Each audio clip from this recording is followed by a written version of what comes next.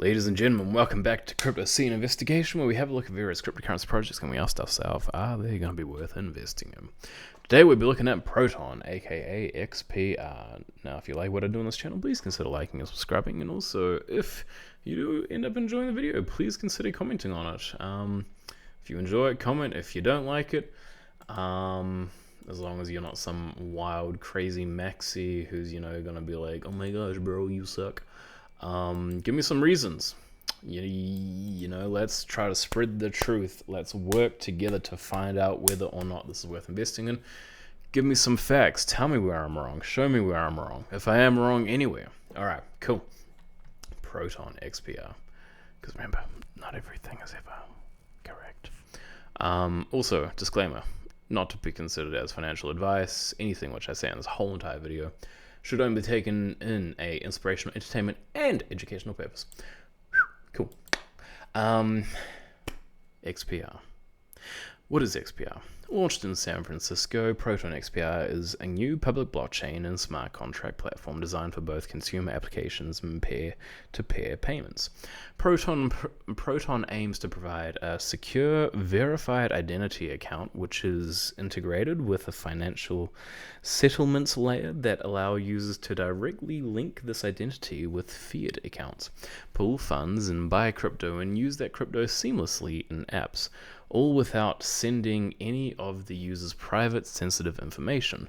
Proton removes the concept of sharing private keys directly with merchants by creating a permissionless layer that exists on top of traditional card networks and banks. The user maintains the private key in confidence while permitting institutions who wish to authenticate the user to check with trusted institutions via public keys. The verification from the trusted institution will confirm the user's identity without revealing the user's associated private key. Cool, let's have a look at what exchange this is available on. So we got KuCoin, Gate.io, BitThumb, and PancakeSwap. I believe it's probably also available on Uniswap, knowing that it's probably going to be alongside here somewhere. If you don't have Gate.io or KuCoin, you can find links in the bio if you do want to install it. Now, this says that this is a token, which is quite interesting to me because it's its own blockchain. I would have expected it to have been a coin rather than a token. But we will have a look a little bit more deeper into it. That could be because it is a proof of stake token. So I think for the rest of this video, I can call it a token, but it may be a coin. If somebody has extra information, please feel free to comment on that. So its market cap is currently 94 million, which is lower than 100 mil. So it's, it's relatively lowish. Yeah, so it's lower than some of the top 100, of course, because it's ranked 382. And it says that its total supply is 12 billion, but I believe that its actual total supply is about 20 billion, I believe, from memory. So yeah, so let's have a look at what the actual price has been looking like. so we see that in 2020 it had a huge pump up all the way to almost 0.09. And then right now we're sort of sitting at about 0.01. Now, why is this? Do not know. Couldn't tell you guys. I think that this could be a bit of an underrated blockchain / ecosystem, but we'll have a look at some facts and we can decide for ourselves. So, first things first, this is one of my concerns. What the heck are these two big wallets for? Don't like them, delete them, remove them. Nah, so, do not know what exactly these are going to be used for. They aren't smart contracts because they're not tied to anything, but they may have contracts elsewhere. But yeah, I don't like that. It's pineapples. Don't like it. But it's interesting how we don't see KuCoin on here. So we've got, they have Binance. What the heck? Can you buy it on Binance? I was going to say, if it is on Binance, that'd be interesting. No, it doesn't even mention Uniswap neither. So yeah, that's quite interesting. So Binance, so that could actually be an up and coming thing. We'll have a look at maybe some of the transactions within this. Boy, those are old. Yeah, so maybe it was going to be something on Binance, or don't know what's sort of happening with that.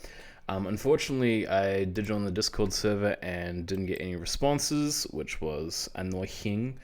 Um, so yeah, I am gonna leave the server and act as if I had never even entered there. Yeah. So anyway, I'm a little bit concerned by those numbers. Very concerning to me. Yes, but we'll continue looking. So let's have a look at what BSC check says about it. Total supply is a lot. Why does it say that's 10 billion, eh? Maybe the total supply is 10 billion. I thought it was 20. But the 10 billion would probably line up with this if we have a look at the actual coin distribution. Yeah, so maybe it is actually 10 billion. So I apologize, guys. So BSC check, let's have a look. So it says only 0% burned or locked, no WETH pair found, which is cool. But yeah, these detected addresses, man, what are these used for? If anybody knows, please comment for what these addresses are used for, because that's concerning to me. So Proton XPR, so the smell test says 0 out of 100. It says this token appears to be unsellable. Ignore for pre-sale or contract with bot prevention. This may be a contract with bot prevention, but here's the thing: this doesn't really seem to. I mean, it doesn't seem to be sort of a contract in and of itself. I mean, we'll have a look. Okay, so that is actually a contract. I apologize. I take that back. Yes, maybe it's some sort of bot prevention contract. Because yeah, I mean, you can buy and sell it because it's on KuCoin and a few other exchanges. So yeah, so that kind of seems a bit weird why that's coming up. No prior similar token contracts. Again,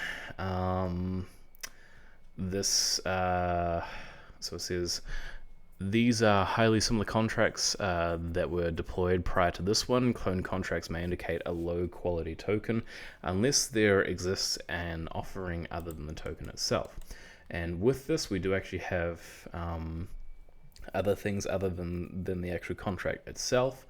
But once again, we come back to these numbers and we say, yo, that's sus, my guy. Because keep in mind, so for those who may not understand exactly what I'm talking about, and also keep in mind we aren't actually too far from the all-time high of this year, within the last 12 months. When you have this much within 2 wallets, to me that means that they could be quite heavily rug pulled if they wanted to. Yeah, so that's concerning. In my point of view anyway. So any other details which you want to find out, so adequate liquidity present, not enough liquidity, so that's fine because that's on Uniswap, and all other holders possess less than 5% of the token supply, which, I mean, creator wallet contains less than 5% of the token supply, so looks like this isn't even a creator wallet from what we can actually see there. But that doesn't necessarily mean that it's, 100% trustworthy, right? So let's have a look at some Reddit stats to see if we can find out how things have been going. So we've got about 5,000 subscribers on Reddit, and it's gone from within the double digits all the way up to the quad digits within about a year. Yeah, that's about right. Yeah, so it looks like it is definitely gaining some sort of traction. It looks like they had a bit of a popular popular time around October, and I'm assuming that'll probably line up with this. Yep, so as we can see, they've had a bit of a popular time as it goes up, and then down, whoop, another up, and then down. Yeah, so I would say that's essentially part of why that's happened there. Post per day, similar thing, October, and then just, sort of mulling out a little bit,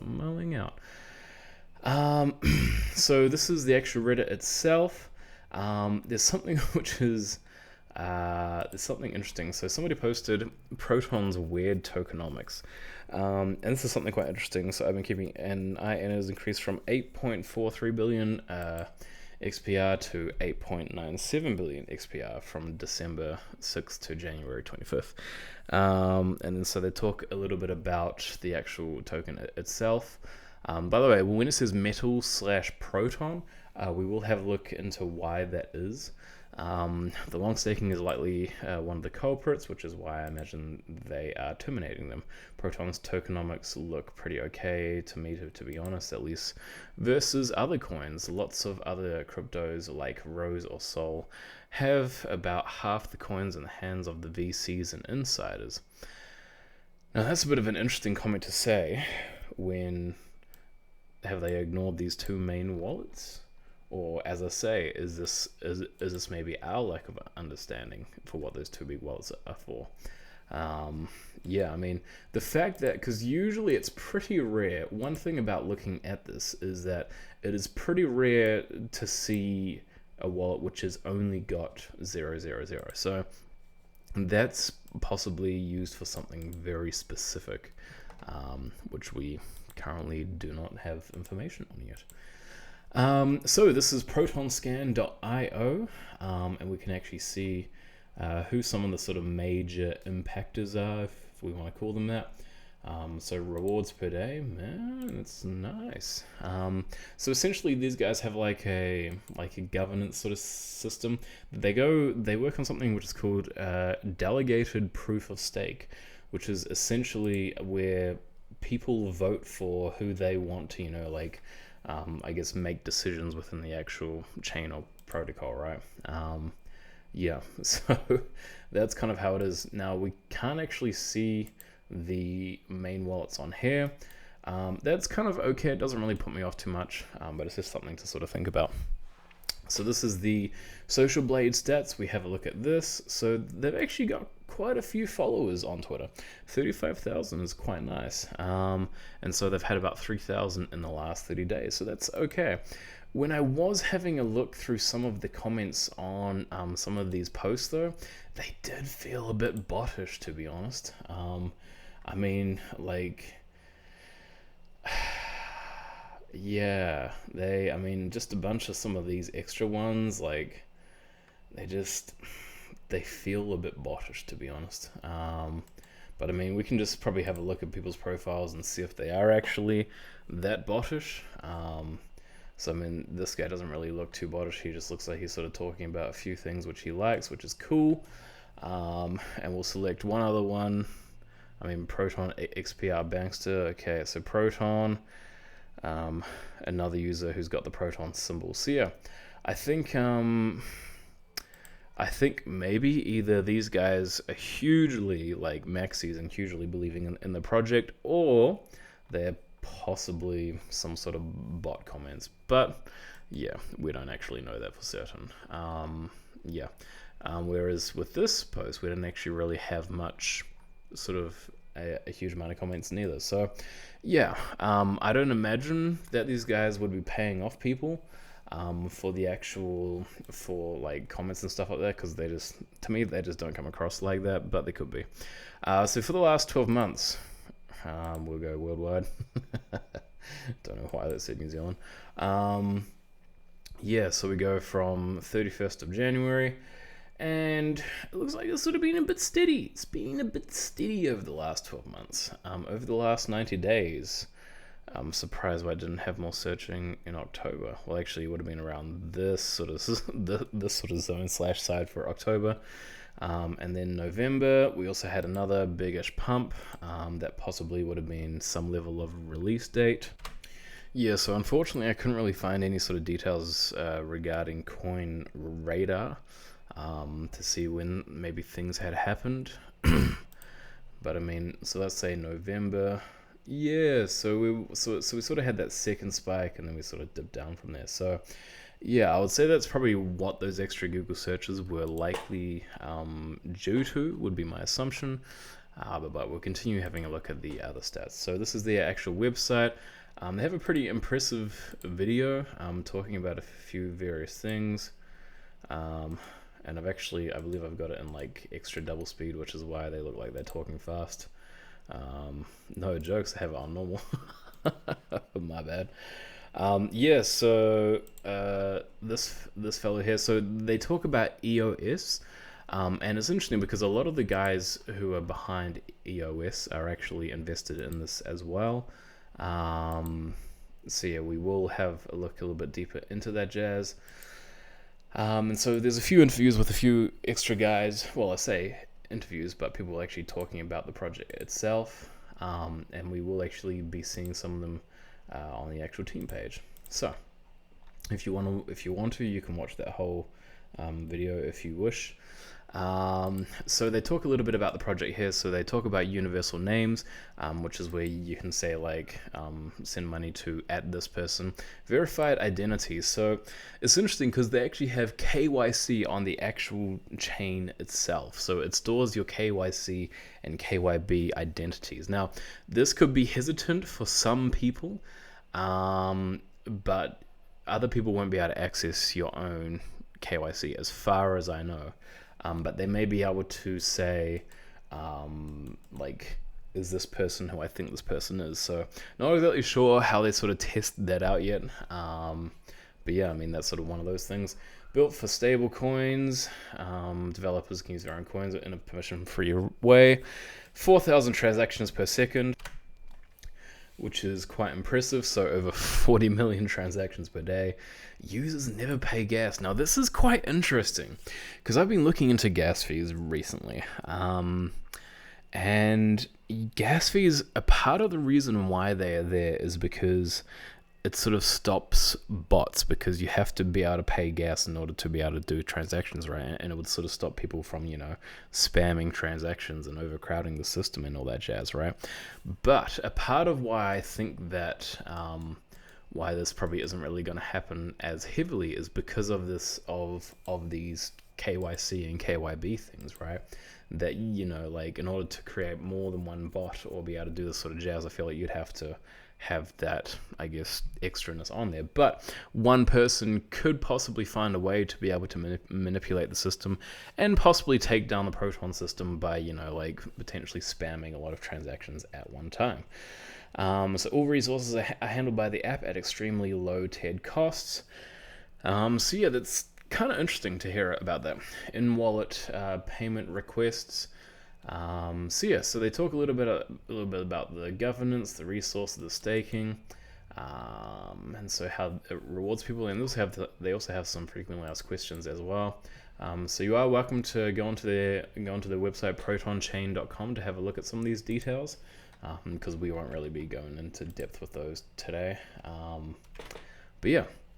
So this is talking a little bit about the DeFi itself. DeFi at the speed of light, trade Proton coins on a fast automated market maker with no gas fees, which no gas fees is very attractive to me, but at the same time, I don't really want the system to be taken down by a bunch of spam transactions, right? If anybody does know of maybe a possible solution for what I have just said, please feel free to comment that, because that would be quite interesting.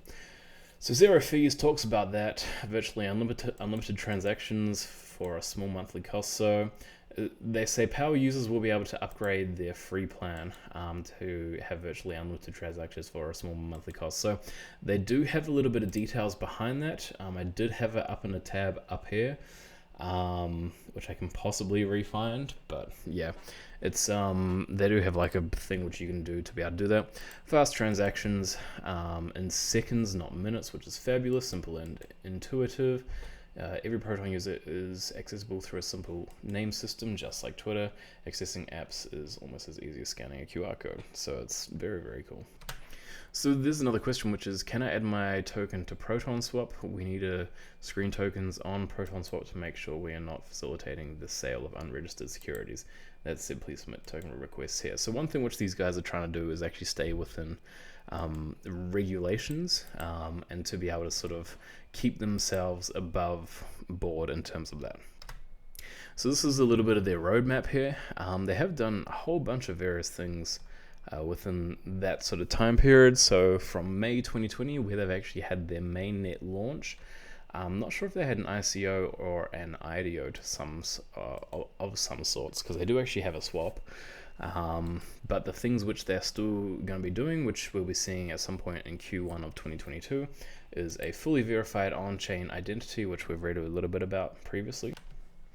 So yeah, and they also have, so they say that they have fiat on ramps as well. So just wire fiat from any global bank to your Proton fiat address, which is cool. So XUSDC, that's quite interesting. XUSDC. So these are some of the examples of Proton demos and apps, and I have got a few of them up here, but this is just a brief overview. So you've got Proton loans, where you can convert your ERC20 coins and BTC into Proton coins. You got Proton Swap, Proton Market, which is for NFTs. This is the link which I think I was talking about. So it says there this is a developer resource plan, but I haven't seen any exact sort of proper prices for some of the other things.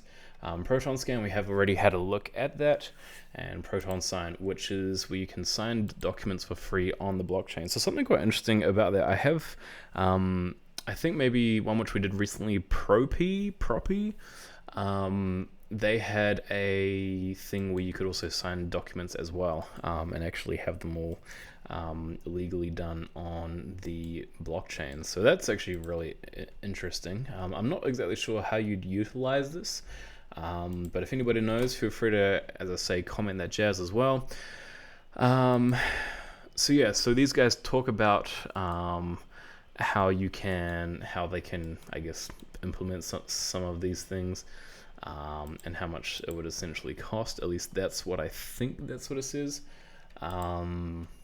Yes, that's quite interesting. Proton Loan, they sort of talk a little bit about that. So liquidity pools, smart contracts, rewarding rates, powerful API, you're in control, lightning fast, all that sort of jazz. So that is delicious. XUSDC, which is, interestingly enough, not that, but it's almost the exact same price as that. So yeah, I'm curious about that. Oh, okay, because XUSDC to XPR. So yeah, that would be why that says that. And so this also goes into details a bit about the NFT marketplace. So, you know, NFTs created, transactions, total sales. So it definitely feels like it's an up and coming. It's an up and coming NFT marketplace. Well, I say up and coming, but it's looks like they're definitely trying to work on that. What else can we find? So we have. Sorry, I was just wondering what they said. So this is protonscan.io, already seen that. Governance, so this talks about how people can vote for a little bit of this jazz. Probably don't really need to know about that kind of jazz. So these are some of the extra interesting things. So they talk about, so this is their white paper. One thing about the white paper is that it is quite small. It's pretty incredibly small for a white paper. You'd sort of expect it to be a little bit longer, in terms of maybe how it would work or something like that. So that could be possibly considered a bit of a red flag. But it says, that's where I got confused. So it should say down here what the max supply is, which is, okay, so it is 10 billion. Sorry guys. Yeah, so 10 billion.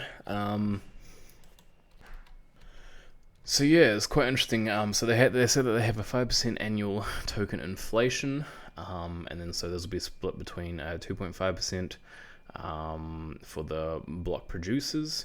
Token stakers will receive 1.5%, and the Proton Steering Committee will receive 1%.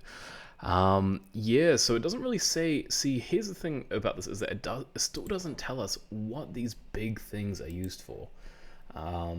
It could be maybe some level of distribution, but I'm still not entirely sure with that kind of jazz. Although it did say subject to market conditions.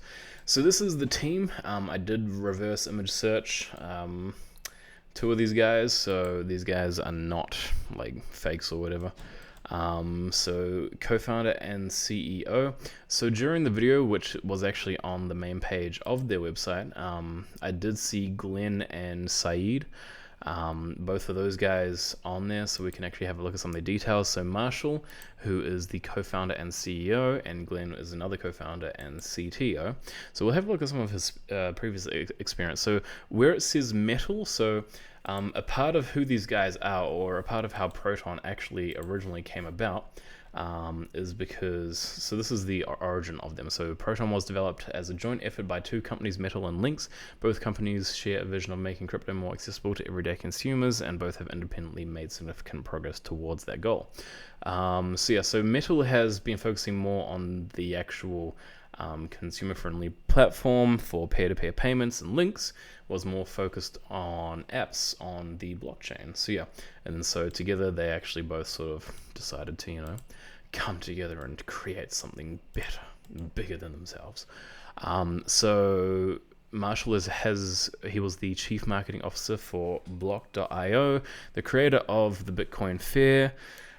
So he's been in the scene for a long time. So Block AI, so he was the founder and CEO of that, and as a part of the Stellar Development Foundation.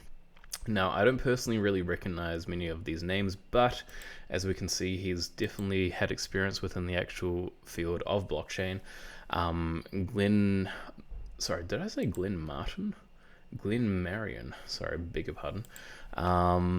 He's also a co-founder and CTO, full stack developer, Intershop e-commerce consultant, an IT consultant for he was an IT consultant for Kronos, and also another IT assistant as well. So he's definitely had experience within the IT field, which is awesome.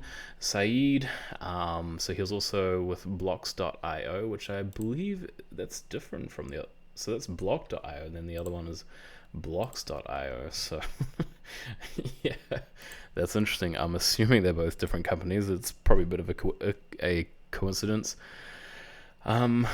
So what is this? So he was with Normative as well, where it looks like he was actually writing things regarding bone health, it looks like. Yeah, and so he was the founder of this. Wow. Grew to top 30,000 websites worldwide with over 500,000 unique users in 2020. Impressive. Co-founder of Open Mind Learning. So he definitely seems like a guy who I would say is probably like an educated entrepreneur is probably a good way to word it. And then this lady, Irina, sorry, I feel like I'm butchering that name. So Vice President of Finance, Chief Financial Officer, wow, cool, and board member. So she also plays a very important role, and she has been Managing Director for IBLS Global, and Managing Director for Golden Seeds, Advisor for Casper Labs, which she still is, and a mentor for Founder Institute. So yeah, so these guys have all got quite impressive backgrounds. One thing with this project is I haven't really seen any partnerships which these guys have, which I would have probably expected some sort of partnership with these guys with other people, but I couldn't quite find anything when I was researching that. So, is this worth investing in? That is the question which we ask ourselves. So let's re-go through some of the things on here. So their roadmap, what we remember seeing is that they've only actually stopped up to Q1 of 2022. I don't like that, because if I'm going to invest in something, I probably want to actually have something which goes for a little bit longer term than just like near the end of like the next few months. So that's something which sort of would put me off from investing. Relevant experience, these guys definitely had relevant experience. So in terms of the holders, these are still red flags to me unless we can find out why they are like that. Because remember, these are not locked. These are not locked. If they were to be locked, that would give me so much more confidence, but they're not. So that just makes me a bit more hesitant.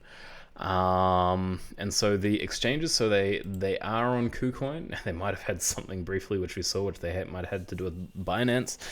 But I'd say that if, let's say, these guys do possibly get some sort of release, maybe on Crypto.com, or maybe if they get released on Coinbase, or if they get released on insert word here, then possibly that would have something a little bit better. One of the other things which these guys have going for them is that they do have a market cap which is under 100 mil, which is also quite tempting, but it can be also riskier because it is under 100 mil. And it would seem like it is a pretty decent time to buy if you were interested in actually buying. The community, the bots, sort of feel a bit botty. The website looks really nice though. So good job on the actual website. It's clean and it gives me the information which I want to see. And And yeah, I don't know if they've had an ICO or not. But if they have or if they haven't, I mean, maybe like some whales came in and just, bought like a bunch, and then suddenly the price went like really quite high or what have you, from all the way down from like 0.003. So yeah. So here's my final thoughts. I am potentially interested in investing in this project. I think the fact that it is under 100 mil sort of gives it a little bit more interest, but yeah, I think the reason why I wouldn't invest is because of these two big fat wallets right here. Yeah, so anyway, that's kind of my video, guys. Let me know what you think. Please consider liking and subscribing again. Please consider checking out my Patreon as well. I'd love to, be able to earn money from making these sort of videos. So yeah, currently have one patron. Woohoo! So yeah, thank you very much for watching, and hope to see you next time.